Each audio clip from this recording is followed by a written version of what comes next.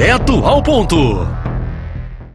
Um tema, esta semana inicia a Quaresma com a grande repercussão nacional, que é exatamente o conteúdo abordado no grande desfile nacional e internacional, que é o desfile carnavalesco do Rio de Janeiro, onde na oportunidade os coordenadores de algumas alas ou escolas de samba carnavalesca colocaram o tema de Jesus libertador na cruz, assimilando as dores, o sofrimento e o sentimento de exclusão social nas diversas situações do povo pobre neste momento vivido pelo Brasil. E essa classe quis encarnar na figura do Cristo e incorporou no Cristo e na cruz a figura de um daqueles ícones identificados com as dores e a exclusão social. E na cruz colocaram a mulher.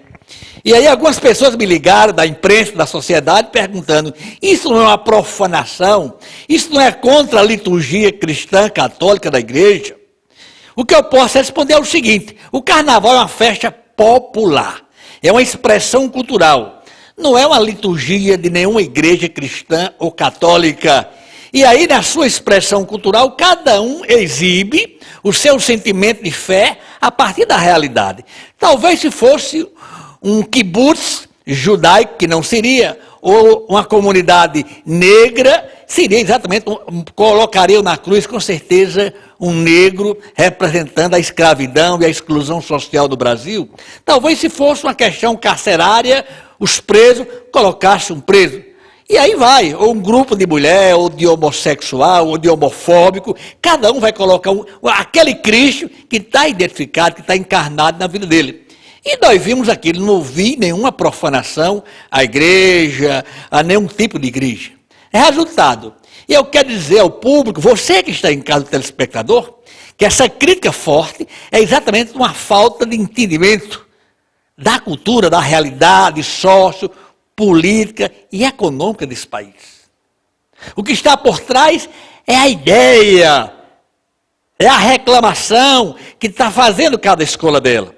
Conclamando, pedindo a inclusão social dos presos, o respeito aos excluídos, que estão aí na rua apanhando, negro, índio, pobre, homossexuais, na peia, na chibata, todo dia, cada vez mais forte, criando a política homofóbica nesse país, e muita gente das igrejas batendo palma ou calado, dizendo que isso está certo.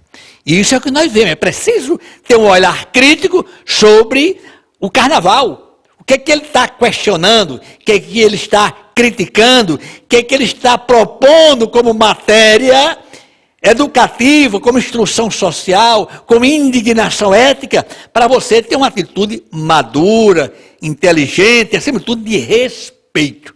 Nós não estamos mais na Idade Média, quando havia a fogueira, o tribunal da Inquisição. Quem pensasse ou falasse ou apresentasse uma forma de ser diferente de Jesus, ia para a fogueira ser queimado. Não, nós estamos em pleno século XXI, onde a liberdade, o pluralismo é que dá consistência para que cada um seja respeitado naquilo que faz, respeitando ao outro. Kant, um grande filósofo, ele dizia, é fazendo com dever, por dever aquilo que faz, que nós merecemos o respeito. O mínimo que a gente pode ter nesse Brasil para a gente construir dignidade, cidadania, inclusão social, partilha nesse país que não partilha, que tem 3 milhões de pobres na fila do Bolsa Família, que tem 10 bilhões de reais do Ministério da Educação que não gastou. E aí está, quantos laboratórios de pesquisa científica estão se acabando, bolsa do Brasil Sem Fronteira também foram cortadas, quantas pessoas, o sonho morreu, a pesquisa, a educação, os cientistas, quer dizer, tudo isso é morte que está sendo questionado por esses grupos, pelas escolas de samba no Rio de Janeiro. O alienado, o indiferente a tudo isso, é que deve colocar diante da história sua omissão, seu pecado e sua indignação hipócrita, né? A maneira de alguns segmentos, de alguma escola manifestarem sua indignação, sua insatisfação pelo que acontece hoje no Brasil, pela política de exclusão social e de acumular riqueza em detrimento da miséria, da pobreza e do prejuízo da ciência da universidade brasileira. Se faz a história, como dizia Aristóteles, como o homem se comportando como o antropos politikos, o animal político, construindo, defendendo sempre a vida como o dom maior que Deus nos deu. Padre Francivaldo, direto ao ponto. Direto ao ponto.